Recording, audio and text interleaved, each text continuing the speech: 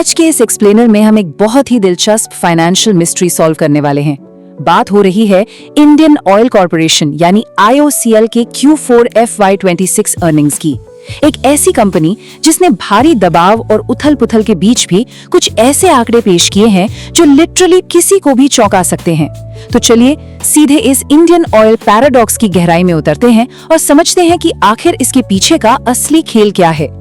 तो आज का हमारा रोड मैप बिल्कुल क्लियर है। हम इन 5 अहम मुद्दों पर फोकस करेंगे। मुनाफे में आया एक बड़ा उछाल, मार्जिन पर पड़ने वाला दबाव, टूटे हुए ऑपरेशनल रिकॉर्ड्स, कंपनी की कैपिटल एक्सपेंडिचर स्ट्रेटजी और आखिर में डिविडेंड्स और फ्यूचर आउटलुक। पूरा सीन डिकोड करेंगे। शुरुआत करते हैं पहले हिस्से से, द प्रॉफिट जंप, यानी मुनाफे में आने वाली वो जबरदस्त तेजी। अब जरा इस आंकड़े पर गौर कीजिए, 78%। जी हाँ, IOCL ने Q4 FY26 में अपना कंसोलिडेटेड नेट प्रॉफिट पिछले साल के मुकाबले सीधे 78% बढ़ाया है, जो अब 14,458 करोड़ रुपए तक जा पहुंचा है। सोचिए, इतनी विशाल कंपनी के लिए आमतौर पर ऐसी ग्रोथ सिंगल डिजिट में होती है, पर 78% का जंप, ये अपने आप में बेमिसाल है। ये साफ दिखाता है कि उन्होंने अपने ऑपरेशंस और स्केल का कितना बेहतर इस्तेमाल किया है।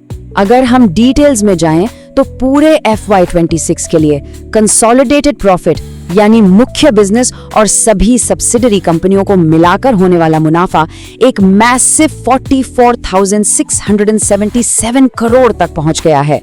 वहीं सिर्फ स्टैंड अलोन यानी मुख्य बिजनेस का प्रॉफिट भी 7,264 करोड़ से बढ़कर सीधे 11,377 करोड़ हो गया।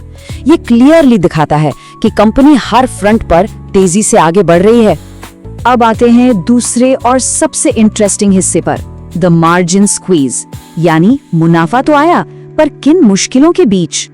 यहाँ दिमाग में एक बहुत ही नेचुरल सा सवाल आता है, आखिर इतने भारी मार्जिन दबाव के बावजूद कंपनी ने इतना पैसा बनाया कैसे? दरअसल कुछ मार्केट एनालिस्ट्स ने तो वार्न भी किया था कि प्रति लीटर ईंधन पर कंपनी को नेगेटिव रिटर्न्स यानी नुकसान झेलना पड़ रहा है। तो आखिर ये जादू हुआ कैसे?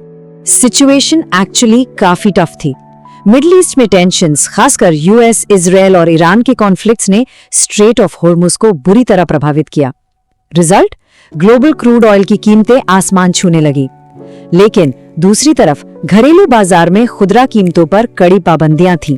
मार्च महीने में पेट्रोल, डीजल और कुकिंग गैस लागत से भी कम पर बेचना पड़ा, जिससे काफी नुकसान उठाना पड़ा। फिर भी प्रॉफिट 78% बढ़ा। आखिर ये संतुलन कैसे बना? इसका जवाब मिलता है हमारे तीसरे पॉइंट में, नए ऑपरेशनल रिकॉर्ड्स, यानी ग्राउंड लेवल पर जो शानदार काम हुआ। इनकी कामयाबी का असली सीक्रेट सॉस इनके कोर ऑपरेशंस में छिपा है। आंकड़े खुद बोलते हैं, 75.4 मिलियन मेट्रिक टन्स का हाईएस्ट एवर क्रूड थ्रूपुट उन्होंने अचीव किया। पाइपलाइन के जरिए 105.3 मिलियन टन्स तेल भेजने का नया रिकॉर्ड बना और एक ही साल में 909 नए रिटेल आउटलेट्स खोल दिए गए। साथ ही लुब्रिकेंट सेल्स में भी 15% का बड़ा जंप दिखा गया। यही वो ठोस आधार था जिसने बाहरी ग्लोबल झटकों का असर न्यूट्रलाइज कर दिया। इसके अलावा एक और बहुत बड़ा सहारा मिला। घरेलू LPG सेल्स पर लागत से सस्ते में बेचने की वजह से जो नुकसान हो रहा था, उसकी भरपाई के लिए सरकार ने 14,486 करोड़ रुपए की मैसिव रकम मंजूर की। इस फिगर ने बैलेंस शीट को एक जबरदस्त पुश दिया और लगातार दब रहे मार्जिन्स के नुकसान को काफी हद तक कवर कर लिया। और हाँ, ये सिर्फ हवाई बातें नहीं हैं। एक इंडिपेंडेंट ऑडिटर की ऑफिशियल रिपोर्ट इनकी इस फाइनेंशियल मजबूती को पूरी तरह प्रमाणित करती है। रिपोर्ट में साफ लिखा है कि मिडिल ईस्ट के इन सप्लाई चेन डिसरप्शंस के बावजूद कंपनी स्टेबल रही, क्योंकि तनाव बढ़ने से पहले ही उन्होंने नॉर्मल कीमतों पर ऑयल इन्वेंट्री का इंतजाम कर लिया था। एक परफेक्ट सेफ्टी नेट का काम किया इसने। चलिए अब बढ़ते हैं चौथे हिस्से पर, कैपिटल एक्सपेंडिचर स्ट्रेटजी, यानी कंपनी अपना पैसा भविष्य के लिए कहां खर्च कर रही है। देश की ऑयल PSUs इस वक्त काफी अग्रेसिव मोड में काम कर रही हैं। जनवरी महीने तक ही उन्होंने अपने 1.32 ट्रिलियन रुपीस के टोटल कैपेक्स टारगेट का 81% हिस्सा खर्च कर दिया था। और इस सब में सबसे आगे कौन है? IOCL, जिन्होंने अकेले 35,294 करोड़ रुपए का निवेश एलोकेट किया है। ये साफ दिखाता है कि वो डोमेस्टिक प्रोडक्शन को सिक्योर करने के लिए कितने सीरियस हैं। अब आप जरूर सोचेंगे, आखिर इतना बड़ा अमाउंट लग कहाँ रहा है? ये विशाल निवेश पुराने और मैच्योर ऑयल फील्ड्स की क्षमता बढ़ाने, समुद्र के गहरे हिस्सों में ऑफशोर एक्सप्लोरेशन करने और बिल्कुल नई ग्रीनफील्ड रिफाइनरीज लगाने में किया जा रहा है। बेसिकली इंडिया की तेजी से बढ़ती एनर्जी डिमांड को बिना रुकावट पूरा करने की पूरी तैयारी चल रही है। और आखिर में आते हैं 5वें हिस्से पर, डिविडेंड्स और फ्यूचर आउटलुक। आइए देखते हैं कि इस सब का निवेशकों पर क्या असर पड़ने वाला है। तो इस रिकॉर्ड ब्रेकिंग परफॉर्मेंस के बाद IOCL बोर्ड ने अपने शेयर होल्डर्स को इनाम देने में कोई कसर नहीं छोड़ी।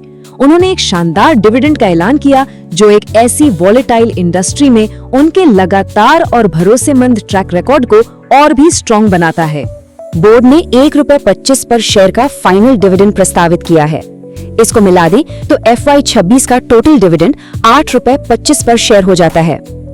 अगर हम इनके PE रेशियो पर गौर करें जो लगभग 5.18x से 8.55x के बीच है, तो ये क्लियर हो जाता है कि ये इनकम निवेशकों के लिए एक बेहद अट्रैक्टिव और कम्पिटिटिव विकल्प है। लेकिन बात सिर्फ ट्रेडिशनल ऑयल तक सीमित नहीं है।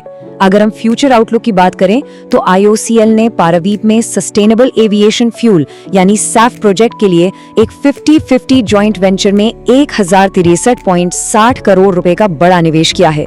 ये दर्शाता है कि वो क्लीन एनर्जी और एनर्जी ट्रांजिशन की तरफ कितने महत्वपूर्ण कदम उठा रहे हैं।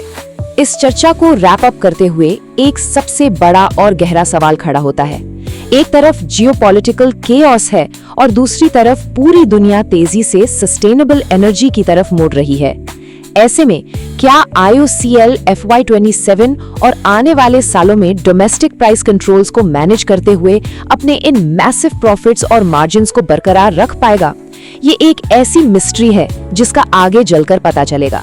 इस बारे में जरूर सोचेगा।